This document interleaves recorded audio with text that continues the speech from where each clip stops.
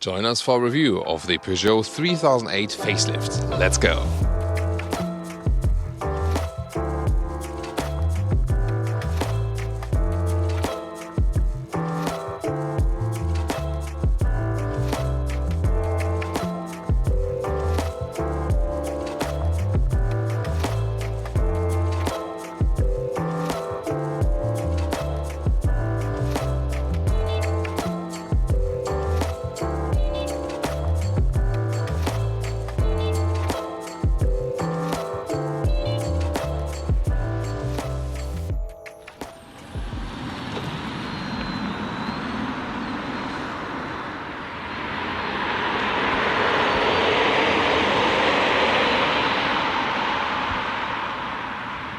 In the front here, the facelift of the 3008 shows a new front grille and is very, cleverly integrated right there. Very dramatic styling. Before it had a separate frame. The frame is gone. It's now more seamlessly integrated and leads over to the headlamp unit. And here also this side element, really interesting how the horizontal shapes lead over to that. This being the GT trim, so the sportier trim, also high spec definitely, with a more, expressive look. The length is at 4 meters 45, 14 foot 6 or 175 inches. If you want a longer version for even more interior space, you would pick the bigger brother, the 5008. Here the 3008 comes with 17, 18 or 19-inch wheels here in the highest trim. These are the 19-inch wheels in the black design.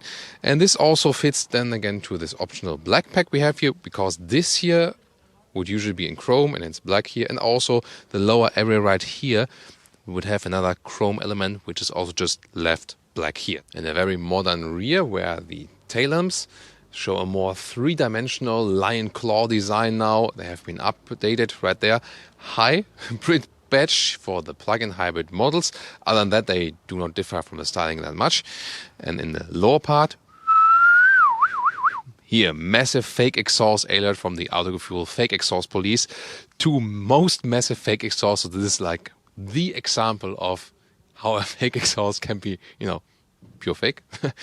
Engines for the Peugeot 3008 would either be a 1.5 liter diesel, or on the petrol side, 1.2 liter 3-cylinder turbo petrol engine, or the 1.6 liter 4-cylinder turbo petrol engine. And that one either pure combustion, or here then in the hybrid drivetrain combined with an electric motor, either just front-wheel drive, then 225 horsepower, or there's also the all-wheel drive version of the hybrid drive, then with 300 horsepower, where you get an electric motor, an additional one also at the rear.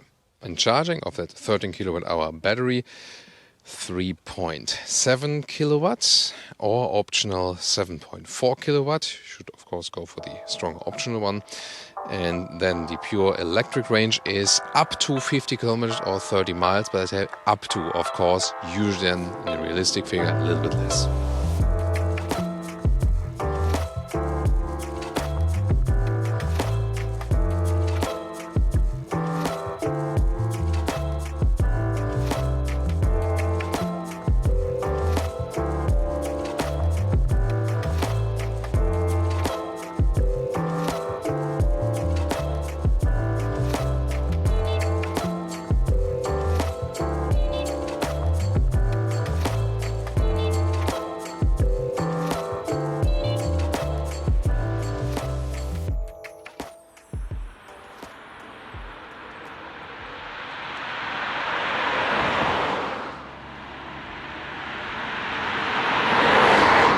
And then special seats, these sport seats, and in the Allure trim, it would be the non-sporty high trim.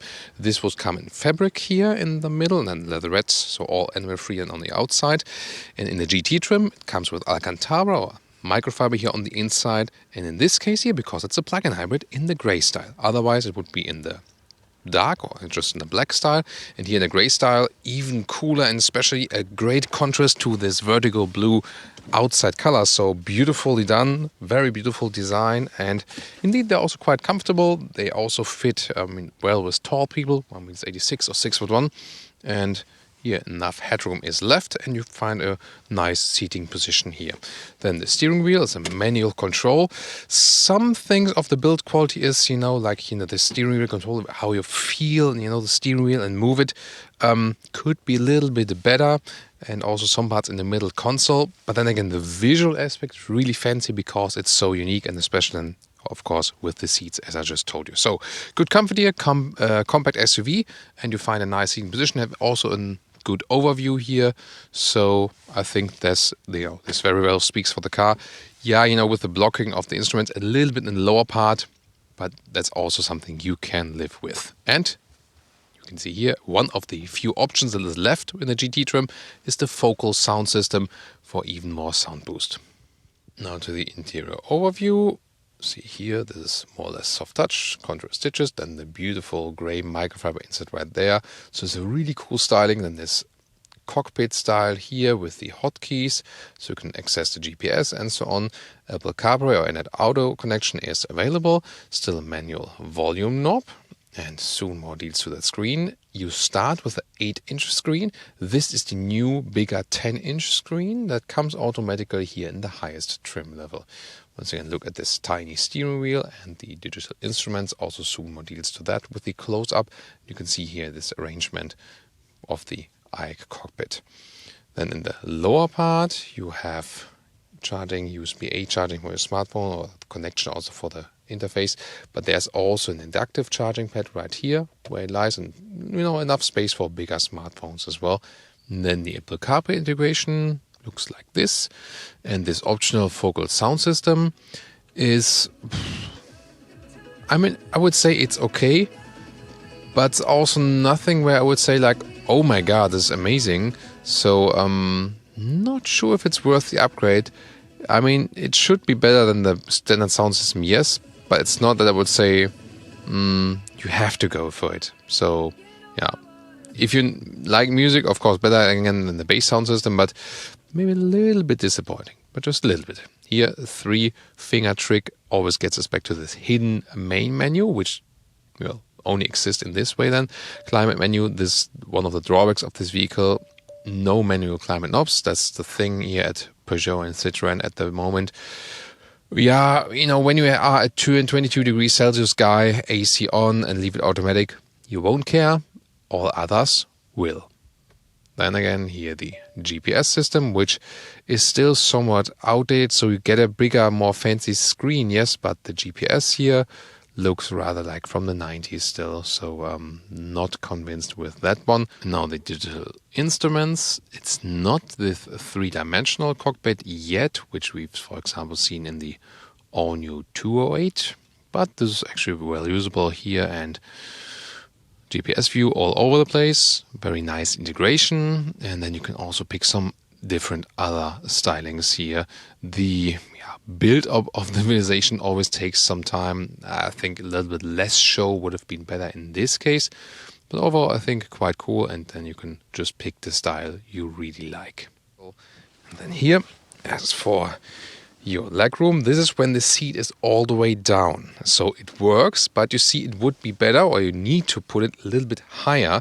So the front seats need to be higher, that I can put my feet underneath the seats, and also here then that my knees fit in a better way. So this is something to remember. Just tell the driver, put the seat a little bit higher, and then you can very well also fit in this recess here. Other than that, the seating position here in the rear is actually fairly comfortable. There is the optional panoramic roof here. This works in a way that my hairs are about to touch the ceiling, so it directly works, I would say. A little bit more headroom than when you leave out the panoramic roof, but other than that, it's actually a good position here. And now to the boot capacity. Electric hatch right here, 400 up to 1,350 liters. And you can see here, nice square dimensions.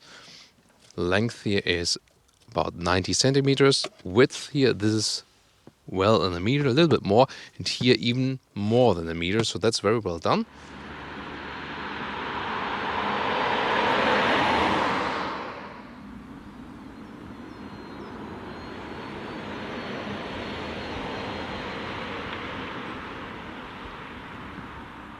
Welcome to Thomas's Driving Lounge with the Peugeot 3008 facelift. Here today with the hybrid, the plug-in hybrid, and today with the front-wheel drive version hybrid, 225 horsepower.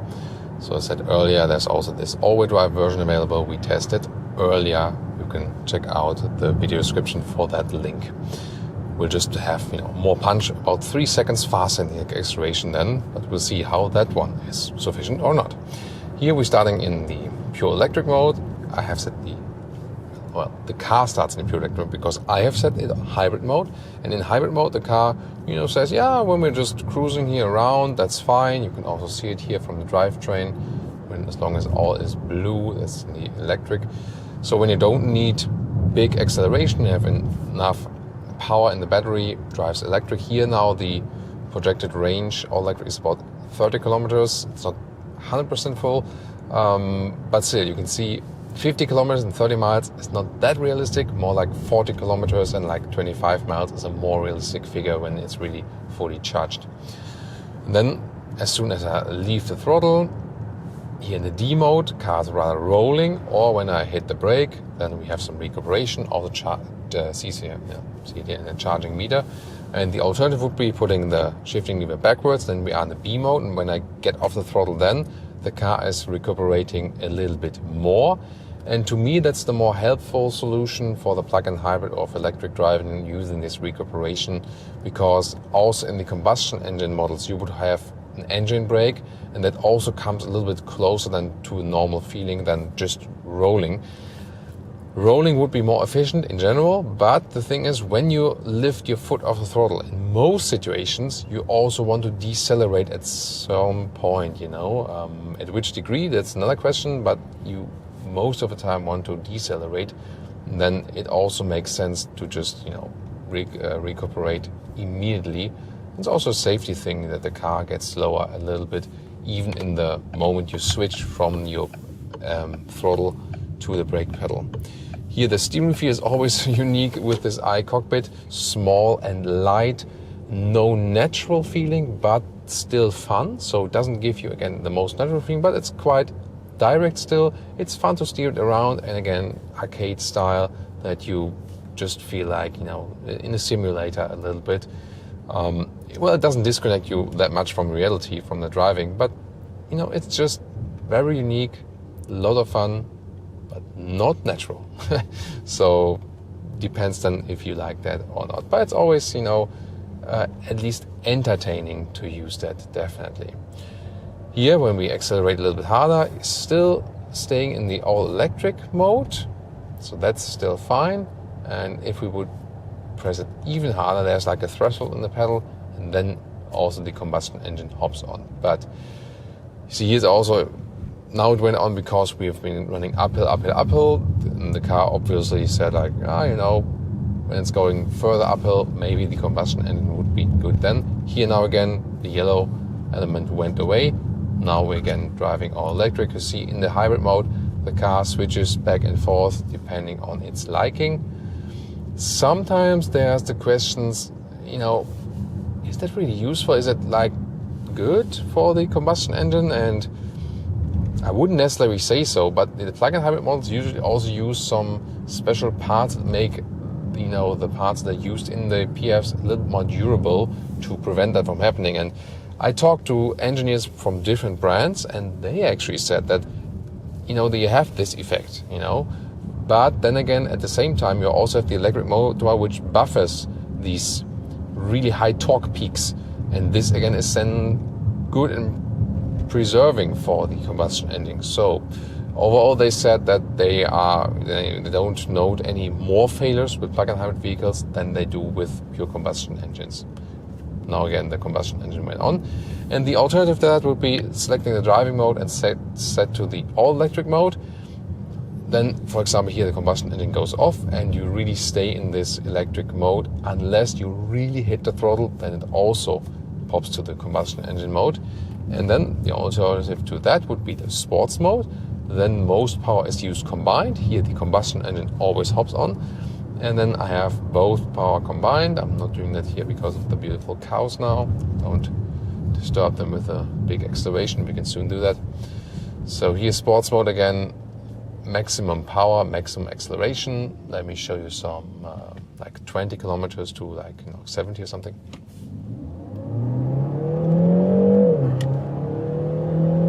Plop, that's it. That was already 75. So see here, reasonable speed, reasonable performance.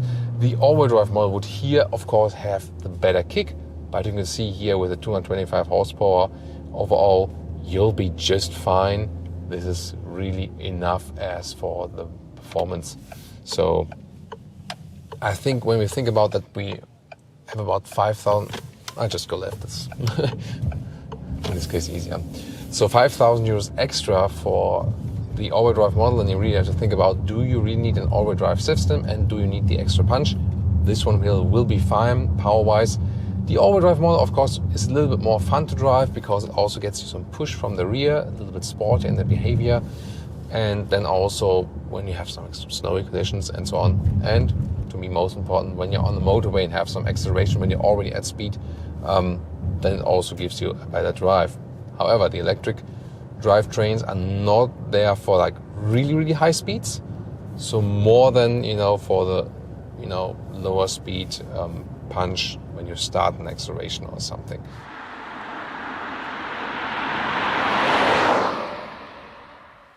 And now to our conclusion for today with the updated Peugeot 3008. In general, it has a very fresh look, but here even more so in the facelift, a sporty look. So with the GT version and the optional black pack, this very vehicle here, the sportiest look for the 3008 so far.